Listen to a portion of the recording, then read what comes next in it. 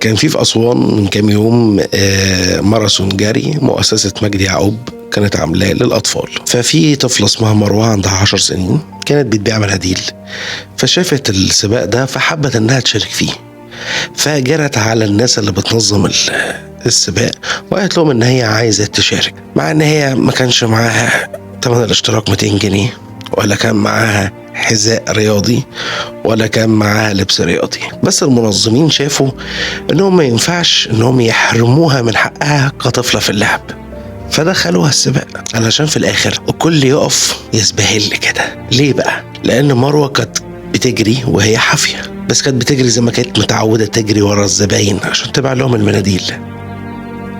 مروة كانت بتجري وهي طايرة بحلمها علشان في الآخر توصل هي لخط النهاية وتكسب السباق، تكسب السباق اللي الكل دخلها علشان طفلة من حقها تلعب، بس هي كانت مقررة إنها تكسب السباق.